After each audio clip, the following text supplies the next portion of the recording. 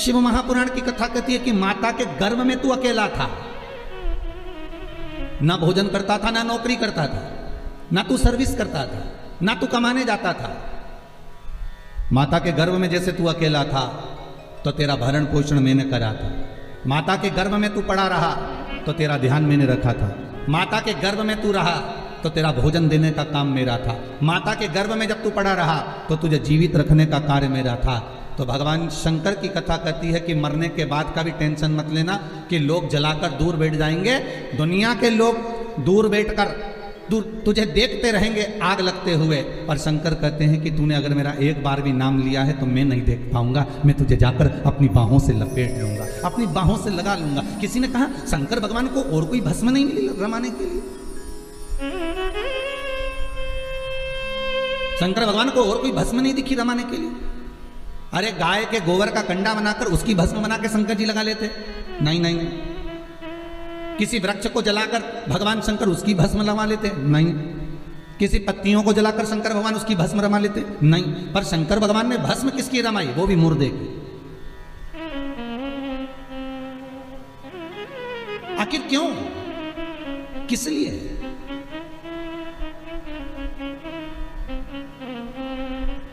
शंकर भगवान ने कहा कि ये जो जीव जिसको मैंने जन्म दिया है, जिसको मैंने पैदा किया है, इसके गर्भ में मैं इसके साथ में था। परिवार वाले तो बाद में जब इसको बाहर निकाला गया, गोदी में लाकर दिया गया, और ये डॉक्टर सिस्टर ने जब इसको गोदी में दिया तब लोगों ने प्रेम करा, तब इस लोगों ने स्नेह करा, तब लोगों ने इसको गोदी में लिया। पर इसके बाद तो जनता ने इसको संभाल लिया, फिर दुनिया ने इसको साथ लिया, पर अंदर तो मैं ही था 9 महीने तक। और आग लगाने तक भी परिवार वाले संभाल लेंगे, माना मुझे, पर आग लगाने के बाद कोई नहीं संभालेगा। आग लगाने के बाद तो एक ही संभालेगा। कौन? कालों का काल। जम के तो बोलो, कालों का काल महाकाल, बस वही संभालेगा। फिर वो कहता है कि गले में लगाऊंगा। जब दुनिया चली जाएगी ना, धधकती हुई अग्नि में, धधकती हुई अग्नि में, तो मैंने एक बार भी अगर शंकर का अनुमोदन करा है, शिव महापुराण का स्मरण करा है, शंकर की कथा का रसास्वादन ग्रहण करा है, शंकर की कथा को सुना है, तुमने अगर शिव का अनुमोदन करा है, तुमने शंकर की भक्ति को धारण करा है, तुमने शंकर के नाम स्मरण को धारण करा है, तो उस शिव का स्मरण कब होगा? जब लोग आग लगाकर चले जाएंगे, तब शंकर तुम्हारे से लिपटने के लिए आएगा, तुम्हारी उस भस्म को, तुम्हारे उस भस्म को अपने शरीर पर धारण करेगा कि ये मेरा है, ये मेरा। ये जो भस्म है इसकी शरीर की, ये मेरी द्वारा दी हुई है, मेरी।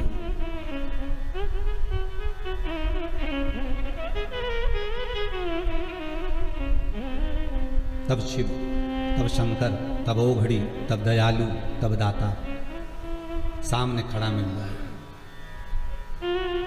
फिर वही वाली बात आ गई कल वाली, अंत समय प्रभु आना पड़ेगा, वादा किया तो निभाना पड़ेगा। अंतिम समय में आपको आकर हमारे से जो वादा किया गया है उसको निभाना पड़ता है। तो भगवान भी कहते हैं मैं निभाऊंगा, मना नहीं है, पर पहले तेरी चित्तवृत्ति में मैं समाहित होना चाहिए।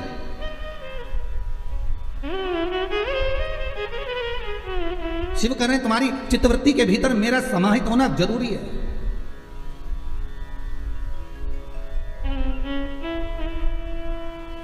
अग्नि में, तलातल में, रसातल में, वायुचर में, थलचर में, जलचर में, प्रत्येक जीव में एक शंभु ही तो है, केवल एक शंभु।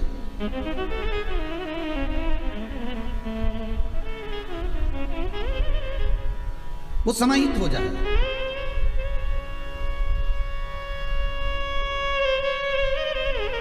पांडेतारा में अखबार आता है क्या? अरे बोलो तो, अखबार आते हैं? पढ़ते हैं यहाँ? अच्छा, शहरों में भी लोग बहुत पढ़ते हैं, गांवों में भी बहुत पढ़ते हैं अखबार। जहां अखबार छपता है ना, वहां पर बहुत बढ़िया कोरा कागज आता है, बहुत बढ़िया, और उस कोरे कागज पर फिर न्यूज़ छापी जाती है। बोलो सही है कि गलत है? अरे बोलो तो, सही है ना? वहां न्यूज़ छापी जाती है। कितने अखबार निकलते हैं, ढेर। इतना कोरा कागज अखबार की उस कंपनी में, उस फैक्ट्री में आता है, उस छपाई मशीन में आता है, ढेर अखबार आएगा और लोग उस पर अखबार पर न्यूज छापेंगे। पर कितनी भी अच्छी न्यूज छाप लो, कितनी भी बढ़िया न्यूज छाप लो, आखिरी में उस अखबार के कागज पर पोया जलेबी ही खाएंगे। अरे बोलो सही है कि गलत है? मुरमुराई खाएंगे। उस अखबार के कागज पर तुम कितनी भी बढ़िया न्यूज छाप लो, पर वो अखबार के कागज पर भले कितनी भी जोरदार न्यूज छापो, अच्छी से अच्छी छापो, पर उस पर लोग मुरमुरा खाएंगे या फिर पोया खाएंगे या समोसा खाएंगे, कचौड़ी खाएंगे, जलेबी खाएंगे या उस पर कुछ भी रखकर खाएंगे, पर वो अखबार का टुकड़ा बाद में किसी काम का नहीं रहेगा, फेंक दिया जाएगा। बोलो सही है कि गलत है? उसकी जो शांति वो घट गई, उसमें पोया जलेबी खाया गया। और मान लो जो कोरा कागज अखबार की फैक्ट्री में गया, जो कोरा कागज उस अखबार के कंपनी में गया, उस प्रिंटिंग मशीन में गया और वहां जो न्यूज छापी, इतनी बड़ी बड़ी न्यूज छापी, एक से बढ़कर एक छापी, पर आखिरी में लोगों ने उस पर पोया जलेबी खाया। मान लो वही कोरा कागज जो अखबार की कंपनी में गया, जो अखबार की फैक्ट्री में गया, जो प्रिंटिंग मशीन में गया, वही कोरा कागज गीता प्रेस गोरखपुर में चले जाता और उस पर अगर रामायण और गीता लिखा जाती तो फिर कोई पोया जलेबी खाता?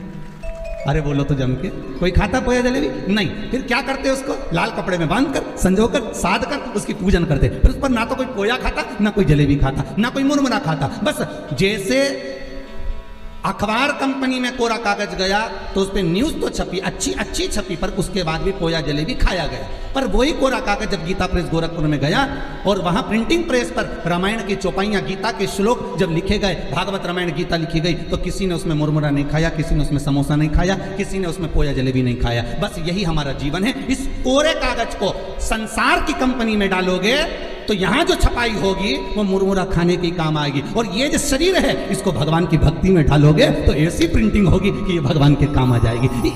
ये कोरा कागज है। इस कोरे कागज को तुम चाहो तो अखबार जैसा बना दो, इस कोरे कागज को तुम चाहो तो रामायण जैसा बना दो। ये कोरा कागज है, मर्जी तुम्हारी है कि कौन सी प्रिंटिंग मशीन है इसको प्रिंट करवाना।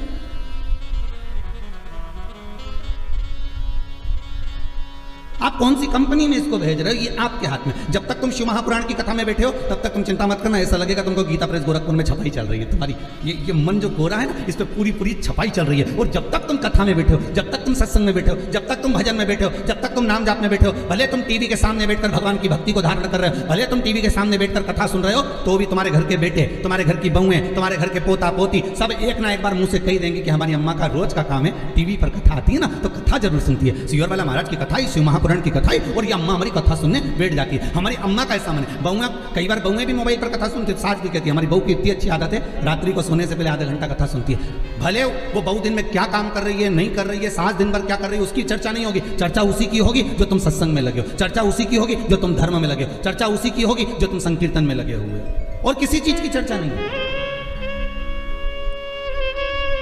इस कोरे मन को, इस कोरे शरीर को, इस कोरी चित्तवृत्ति को, इस मन को, आपका मन है कि आप अखबार जैसा इस पे न्यूज छापना हो तो न्यूज छापो, संसार की बातें करना हो तो संसार की बातें करो। उनकी अम्मा ने ऐसा कर दिया, उनकी बहू ऐसी करके बताओ, उनकी लड़की ने वहाँ शादी कर ली, बताओ उनने इतनी फैक्ट्री खरीद ली, बताओ उनने ऐसा कर दिया। ये न्यूज है, छापे जाओ। ये किसी काम आएगी क्या? जितनी छापोगे उतने लोग कहेंगे आओ ये तो दिन भर बुराई करे, इसका तो ऐसे ही काम है। और कोई अगर भगवान के भजन में लगा रहे, कोई अगर सत्संग में लगा रहे, तो लोग कहेंगे वाह वाह कितना जोरदार, बढ़िया, भगवान की भक्ति में डूबे, भगवान का भजन। ये मन तुम्हारा है, ये चित्तवृत्ति तुम्हारी है। इसको मन को तुम कहाँ लेकर जाना चाहते हो? इस चित्तवृत्ति को आप कहाँ लेकर जाना चाहते हो? आप इस पे अगर चाहो तो पोया जलेबी भी खा सकते हो, आपका मन है। अगर आप चाहो तो गीता प्रेस गोरखपुर की छपाई करवा कर अर्थात राम नाम कृष्ण नाम का स्मरण कर कर, शंकर के नाम का स्मरण कर कर, इस मन को जैसे संत तुकाराम, नामदेव, मीरा, कर्मा, नरसिंह मेहता, ध्रुव, प्रहलाद, इन्होंने अपनी इस कोरे कागज को इस पर न्यूज नहीं छापी, उन्होंने इसको अपने भगवान की भक्ति में लगा दिया, इस चित्तवृत्ति को लगा दिया।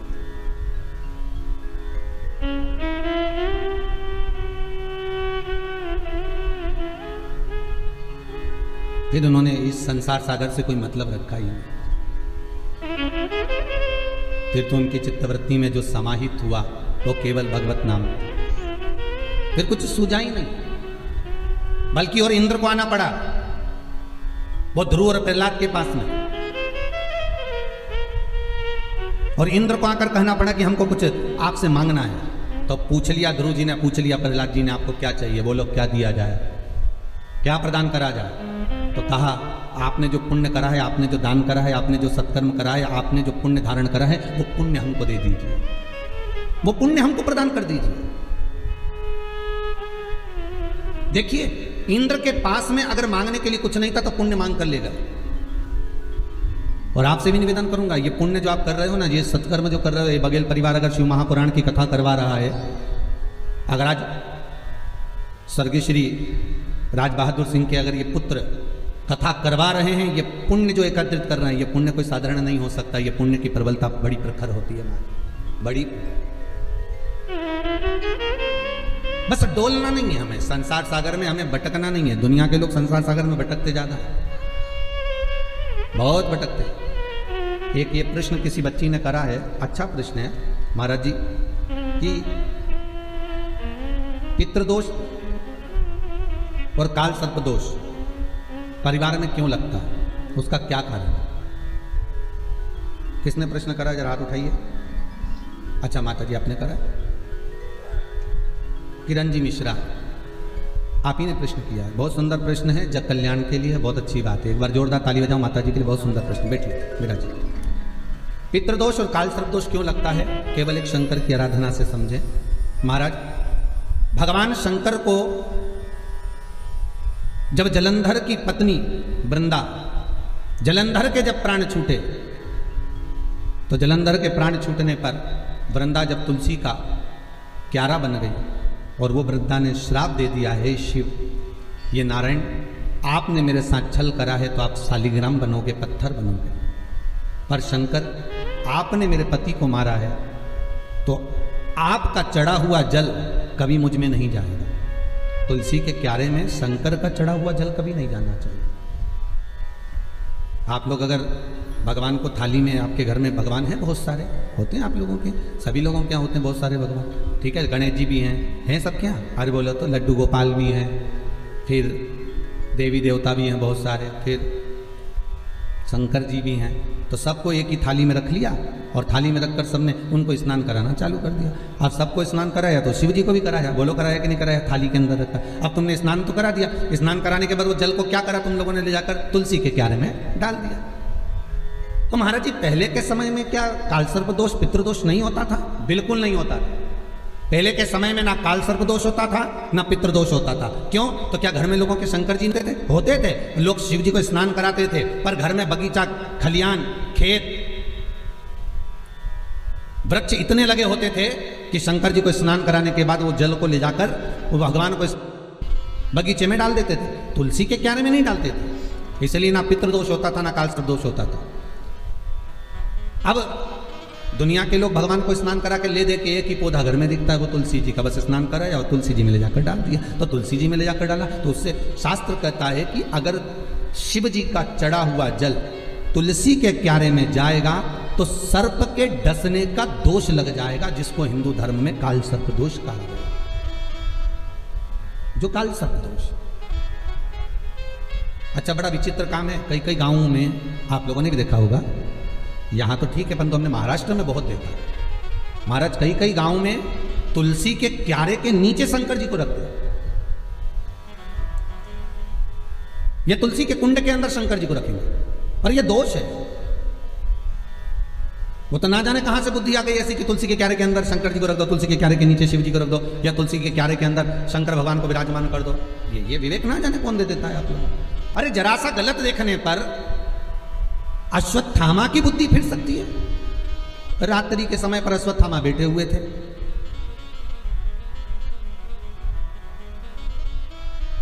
और रात्रि के समय पर अश्वत्थामा बैठे, और बैठे बैठे अश्वत्थामा ने क्या देखा कि एक वृक्ष के कोटर में कौवे के अंडे रखे हुए, कौवे के बच्चे रखे हुए, और एक उल्लू रात्रि के समय पर उड़ता उड़ता आया और वो कौवे के अंडों को उसने, रात के समय कौवा जब सो गया तो उसके अंडों को, उसके बच्चों को मार दिया। किसने? उल्लू ने। अश्वत्थामा ने देख लिया इससे जोरदार कोई काम नहीं हो सकता। अगर ये पांडव जीते, नेत्र खुलने के बाद अगर नहीं मर रहे, तो ये काम करता हूं जैसे उल्लू रात को आया और उसने कौवे के अंडों को मार दिया, कौवे के बच्चों को मार दिया, तो अश्वत्थामा ने भी विचार करा एक काम करता हूँ, मैं भी सोते समय पर जाता हूँ और मार देता हूँ। और अश्वत्थामा ने करा क्या, जब पांडवों के पुत्र सो रहे थे और अश्वत्थामा उनको सोते हुए को मार गया, सोते हुए। बस केवल रात्रि को एक जरा सा एक लीला देखी और उस बुद्धि में, अश्वत्थामा के उस विवेक में वो समाहित हो गया। गलत चीज लोगों की बुद्धि में तुरंत आ जाती है कि हाँ हाँ उसने ऐसा करा, उसने तुलसी जी के क्यारे में शिवलिंग रखा तो अपन भी रख लो, उसने ऐसा करा तो अपन भी ऐसा कर लो, और उसने यूं करा तो अपन भी ऐसा कर लीजिए। पर शंकर की कथा करें नहीं भाई, ये थोड़ा वंचिता होना चाहिए हमारा, जो शास्त्र सम्मत हो उसका स्मरण करना चाहिए। पहले के समय में दो दोष नहीं रहते थे, ना पितृदोष रहता था, ना काल सर्प दोष रहता था।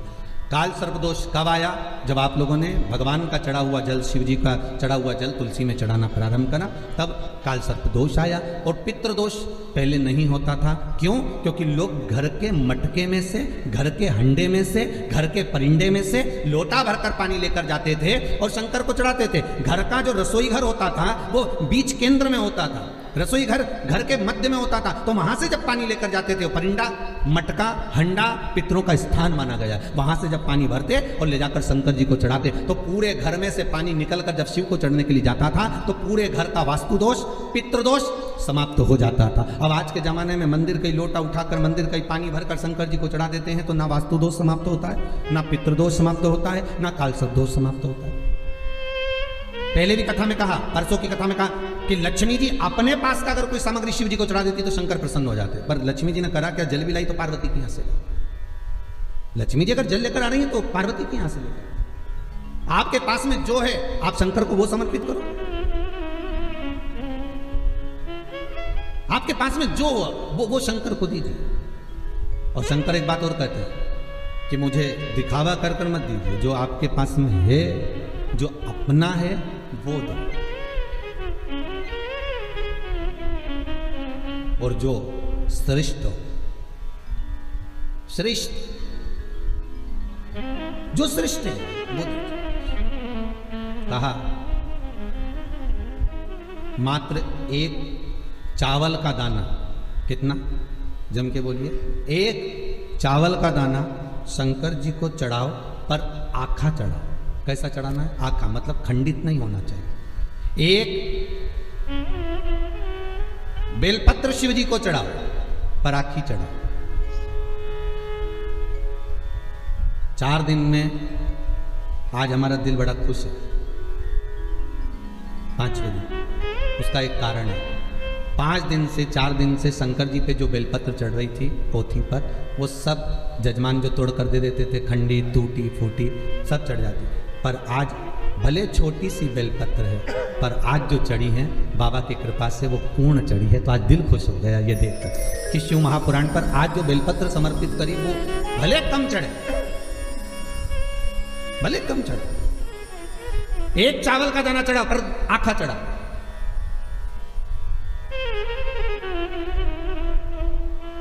आज हमें बड़ी खुशी मिली इस व्यासपीठ पर आए, जब बेलपत्री थोड़ी सी हाथ में आई तो देखा कि भले छोटी सी है पर सुंदर कितनी है। आज बाबा इसको अंगीकार करेंगे, स्वीकारेंगे। शिव महापुराण की पोथी नहीं होती महाराज, 7 दिन 9 दिन 5 दिन जितने दिन तक शिव महापुराण जिस जगह पर रखी रहती है, जिस कुल में, जिस परिवार में, जिस भाव में रखी रहती है, वहाँ पर ये 12 ज्योतिर्लिंग 7 दिन के लिए विराजमान होते हैं। उस पर चढ़ाई गई बेलपत्री का फल 12 ज्योतिर्लिंग पर चढ़ाई गई बेलपत्री के फल के बराबर होता है। 12 बेल ज्योतिर्लिंग के बराबर है, उसका फल एक आनंदी, बड़ी प्रसन्न। थोड़ा दो भगवान को, पर अच्छा। पर दुनिया के लोगों की आदत ये थी, अच्छी चीज होती ना वो अपने लिए रख लेना। बहुत अच्छी साड़ी है तुम्हारे पास में तो बहू को दे दोगी, और अच्छी साड़ी है तो तुम अपनी बेटी को दे दोगी। साड़ी थोड़ी भी गड़बड़ है तो भागवत पे चढ़ा दोगी, इतनी खुश होकर चढ़ाओगी, भागवत महारानी पे चढ़ा दी। अब तुम सोचोगे भागवत जी पे साड़ी चढ़ा दी, और वो साड़ी जो किसी काम की नहीं, वो साड़ी जो किसी के काम की नहीं, जब तुम्हारी बेटी के काम की नहीं, तुम्हारी बहू के काम की नहीं, तुम्हारे काम की नहीं, तो तुमने जो भागवत जी पे चढ़ाई वो महाराज की पत्नी पहनेगी? अरे बोले तो कहीं नहीं पहना। पर एक चढ़ाओ, पर अच्छा चढ़ाओ। एक चावल का दाना चढ़ाओ, अच्छा चढ़ाओ। एक बेलपत्र चढ़ाओ भगवान को, पर वो अच्छी चढ़ाओ। एक पुष्प चढ़ाओ, अच्छा चढ़ाओ। एक वृक्ष की पत्ती चढ़ाओ, पर अच्छी चढ़ाओ। एक दुर्वा चढ़ाओ, पर अच्छा चढ़ाओ। एक लोटा पानी चढ़ाओ, पर अच्छा चढ़ाओ। दिल से चढ़ाओ। हमें नहीं लेना मंदिर का पानी, हमें नहीं चाहिए मंदिर का जल, हमें तो घर से लेकर जाएंगे, भले इतना सा लेकर जाएं, वो चढ़ाओ। गुरु पूर्णिमा पर जब सीहोर लोग आते हैं गुरु पूर्णिमा महोत्सव मनाने के लिए गुरु दीक्षा के समय पर, तो वो अपने अपने घर से बोतल में भी पानी भर कर लेकर आते हैं महाराज। उनका भाव कितना शुद्ध होता है कि यहाँ हम आए हैं तो बाबा के आनंद लेवे, चरण धोवे से तो हमारी जल होवे, भगवान का स्नान करावे तो हमारा ही जल होवे। ये भाव है। अभी सीहोर में रुद्राक्ष महोत्सव था, आप में से कुछ लोग पहुंचे भी होंगे। कौन कौन पहुंचा था? आप लोग हाथ उठा, पहुंचे भी थे। तो आप लोगों ने देखा होगा कि शंकर जी पे जल चढ़ाने के लिए हमने कोई टंकी भरकर नहीं रखी थी कि आपने यहाँ पर टंकी भर दी हो कि इसमें से पानी भर भर के ले जाओ और शिव जी को चढ़ा दो। देखा था आप लोगों ने? नहीं भरी थी ना। कई लोगों ने कहा महाराज जी इतनी पब्लिक है तो एक टंकी भर दो पानी का और वहाँ लोटे रख दो, 4-5 कलश रख दो तो लोग शिव जी को चढ़ाते रहेंगे। हमने कहा नहीं, शिव महापुराण का विधान है कलश भी वही लाएं और पानी भी वही लाएं। अब उनकी मर्जी, वो कुएं में से खींच के लाएं, बोर में से निकाल के लाएं, टैंकर से लाएं, जहां से उनकी मर्जी पड़े जल वो लेकर आए और चढ़ाएं। क्यों? क्योंकि इतनी दूर आए हैं तो एक लोटा पानी भी चढ़ाएं तो उनकी कामना पूरी हो, उनकी मनोकामना पूर्ण हो। भरने को तो हम जल भर देंगे, हमको क्या करना। जब कुएं में इतना पानी डल रहा था, लोगों के लिए इतना पानी की व्यवस्था करी गई थी, तो आपके लिए एक टंकी पानी भरने में क्या जाता? पर नहीं, आप स्वतः लेकर आएंगे, आप स्वयं लेकर आएंगे और उस जल को आप स्वयं समर्पित करेंगे तो उसका आनंद ही दूसरा होगा, आनंद दूसरा।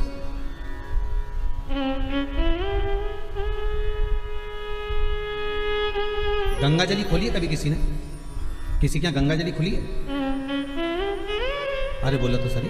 शादी में, ब्याह में या कोई गंगा जी भर के लेकर आते हैं और फिर गंगा जली खोलते हैं, पंडित जी पूजन कराते हैं। खोली है सब लोगों ने?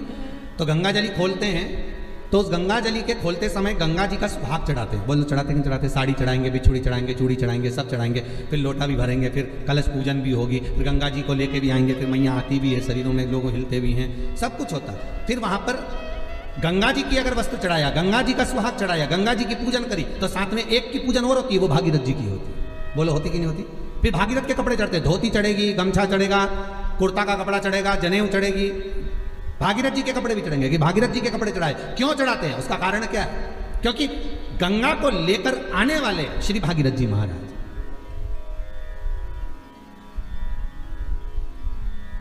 अगर हम केवल गंगा की आराधना कर लेंगे तो गंगा उतना फल नहीं देगी जितना देना चाहिए। अगर हमने भागीरथी गंगा का स्मरण करा कि हे भागीरथ महाराज आप गंगा को लेकर आए थे, 60,000 काकाओं के उद्धार के लिए लेकर आए, राख के ढेर बन गए थे संत के, केवल एक दृष्टि से वो राख के ढेर बने 60,000 काकाओं का उद्धार। हे गंगा मैया, भागीरथ जी महाराज लेकर आए गंगा को। तो इसलिए हमारा हिंदू धर्म कहता है कि जब गंगा जली खोली जाती है, गंगा की पूजन करी जाती है, गंगा जली का उत्सव जब करा जाता है, तो सबसे पहले भागीरथ की पूजन करी जाती है कि भागीरथ महाराज इस गंगा को लेकर आए हैं। तो हे भागीरथ जी आप गंगा को लेकर आए, आप ही से सीखकर हम गंगा जी को हरिद्वार से, प्रयागराज से, इलाहाबाद से हम भरकर लेकर आए हैं। ऐसी कृपा करना गंगा मैया, जैसे आपने भागीरथ बाबा के 60,000 काकाओं का उद्धार करा था, वैसे हमारे पूर्वजों का भी उद्धार कर देना। इस भाव से हम गंगा जी की पूजन करते हैं। भागीरथ के साथ अकेली गंगा नहीं पूजते,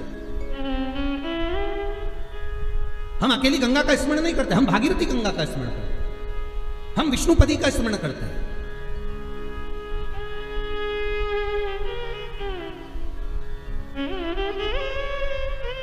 तू अकेली ना रहे, सर्व जगत के सुख के लिए तू आनंद देने वाली मां है प्रकट।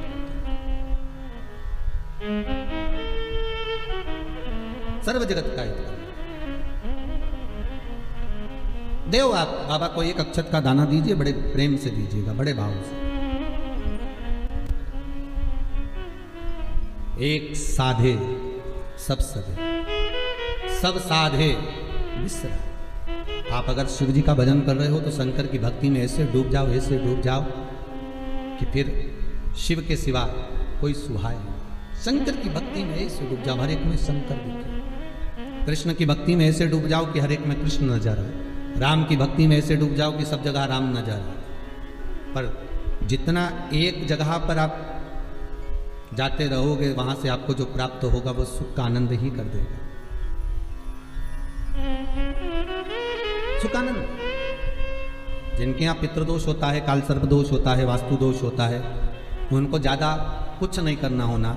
महाराज एक बेल का फल लीजिए। क्या लेना है? बेल का फल, बेलपत्री का जो फल होता है उसको ले लो। उसके अंदर का जो गुर्दा होता है, अंदर का जो भाग होता है, उसको निकाल लीजिए और उस बेल के फल में आटा सेक कर उसमें शक्कर मिलाकर उसको उसके अंदर भर लीजिए।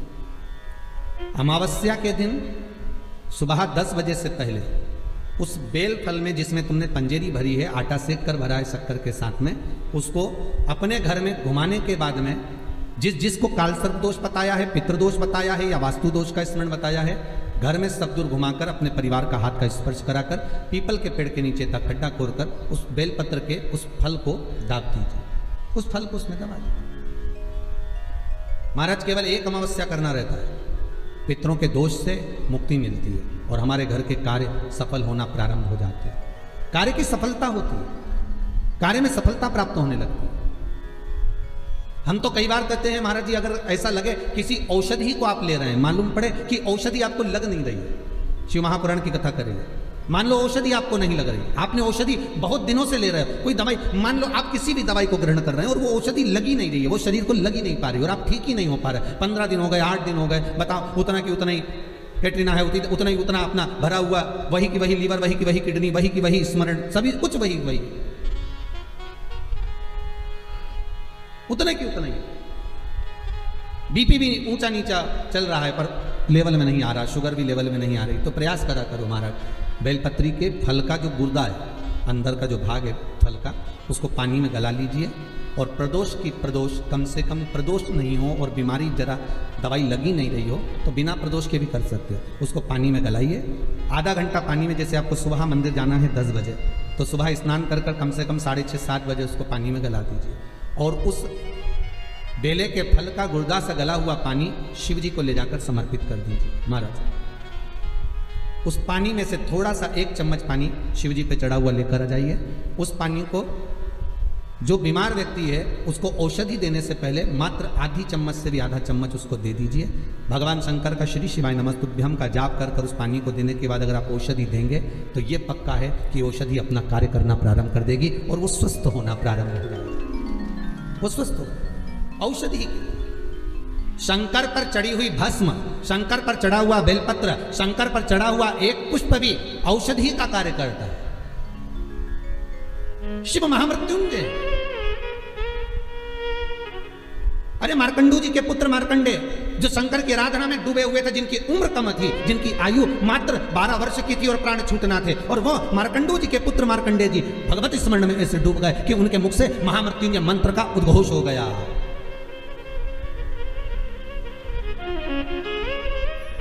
भगवान शिव के नाम का उद्घोष हो गया। जैसे नंदी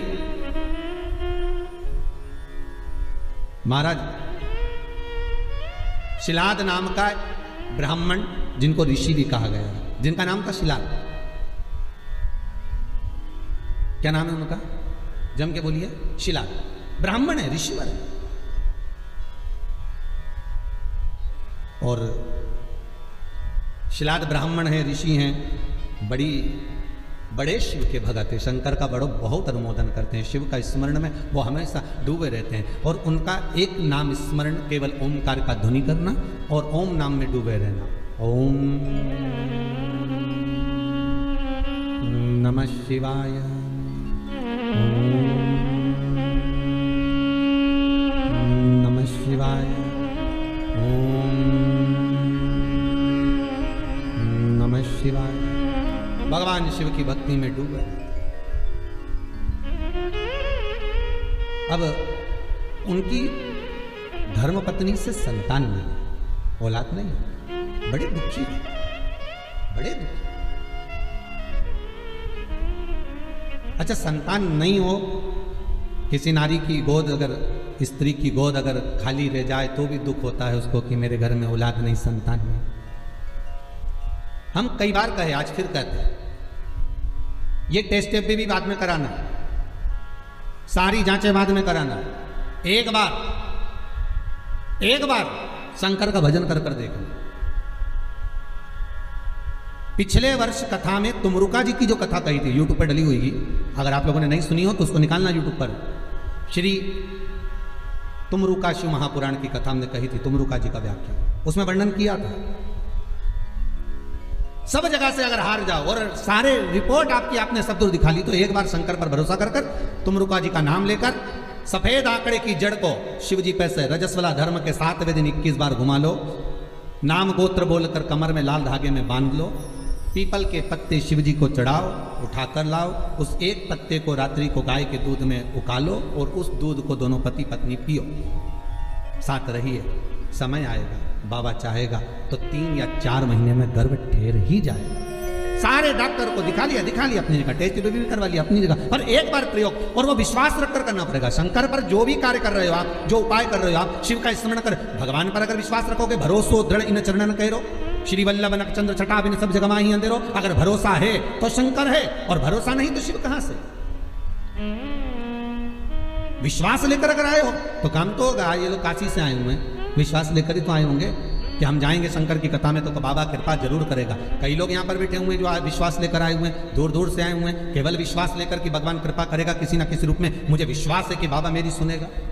और फिर कहता हूं, कथा में अगर आपने मन लगा लिया, भले टीवी चैनल के माध्यम से श्रवण कर रहे हो, भले मोबाइल के माध्यम से श्रवण कर रहे हो, भले पंडाल में सुन रहे हो, बाबा से अगर दिल से आपने अगर कह दिया तो 3 महीना बहुत होता है सब कामना पूरी होने के लिए। मेरा बाबा आपको कुछ ना कुछ दे ही देता है, बस आपकी रुचि के अनुसार सुख प्रदान कर ही देता है।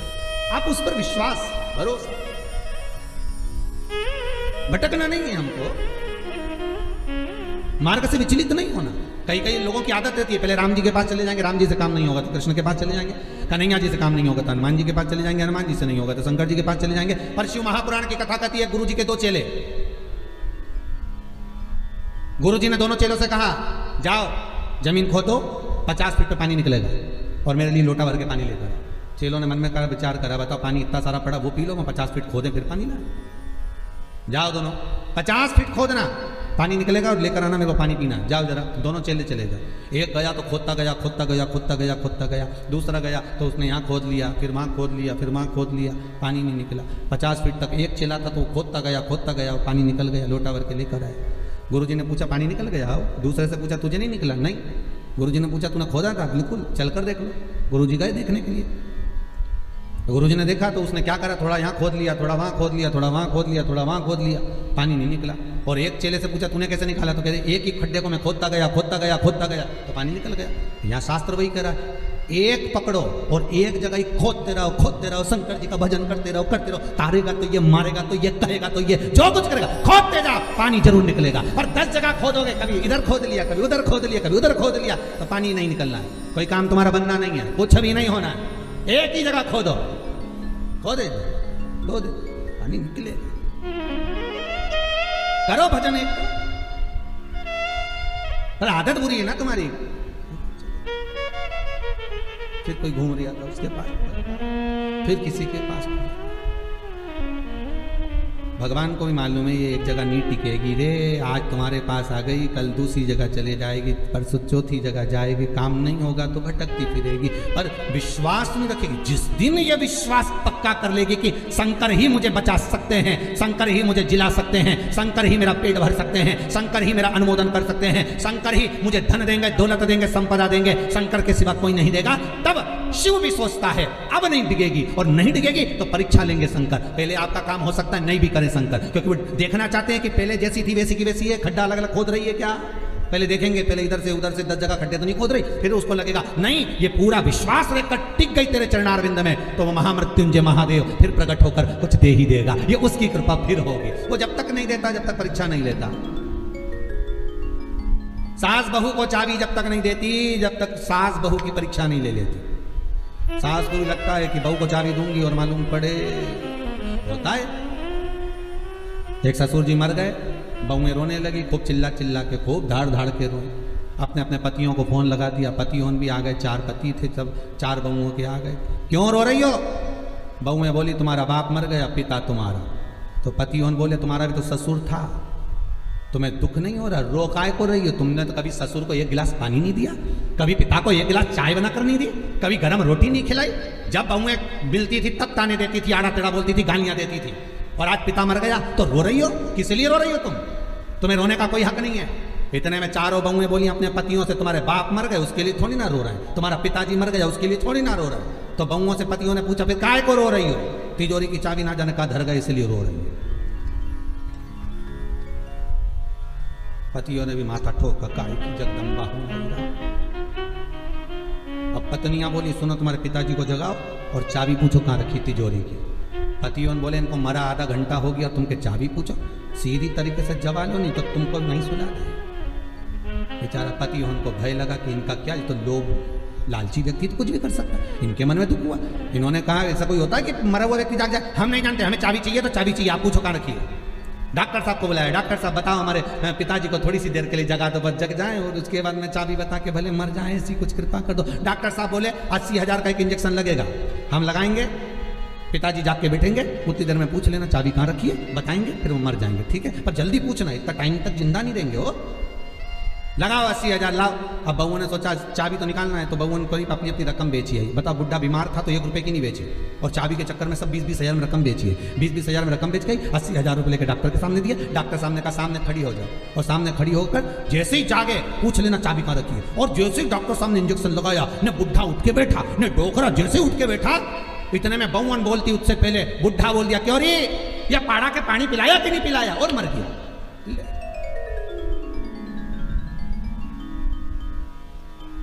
अब बहू तो और चिल्ला चिल्ला के रोने लगी। डॉक्टर साहब वंस मोर, एक बार फिर से डॉक्टर साहब बोले ला 80,000, फिर इंजेक्शन लगाऊंगा, अब की बार पाड़ा के पानी पिलाए, आप भैंस के पिला के मर जाएगा। ला अभी जगाने में क्या,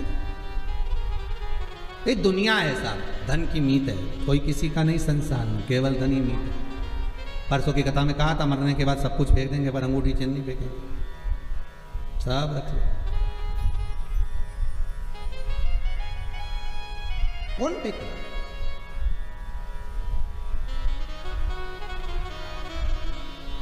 एक साधो आशा लगाकर बैठे रहना।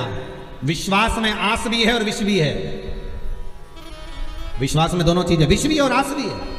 आप विश्वास लगाकर अगर बैठे हुए हो, तो आस अगर लगाए हुए हो, तो यह पक्का है कि शिव मिलेगा जरूर, शंकर प्राप्त जरूर होगा। अगर आस लगाई है तो मिलेगा जरूर, वो मिलेगा।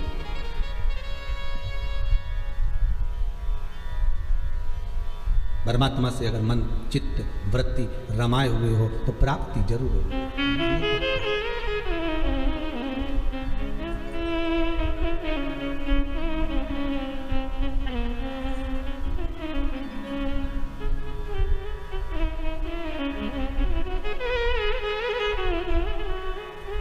वो मिलेगा।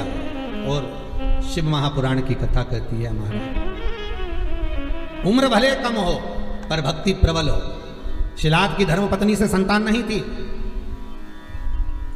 पर शिलाद के मन को खलता नहीं था, पर परिवार के लोग कहते थे कि कोई तो एक पुत्र हो जाए जो तार दे। तब भगवान शिव ने आकर एक वर दिया, चिंता मत करो, एक दिन जब तुम भजन करने के लिए कहीं जा रहे होगे, पृथ्वी को खोदोगे, उसमें से एक बालक निकलेगा, वही बालक तुम्हारा पुत्र कहलाएगा। निकला बालक, उसका नाम नंदीश्वर रखा। क्या नाम रखा है? नंदी। वो नंदीश्वर। पर पिता इतने विचित्र थे। अरे दुनिया के लोग कहते हैं शंकर जी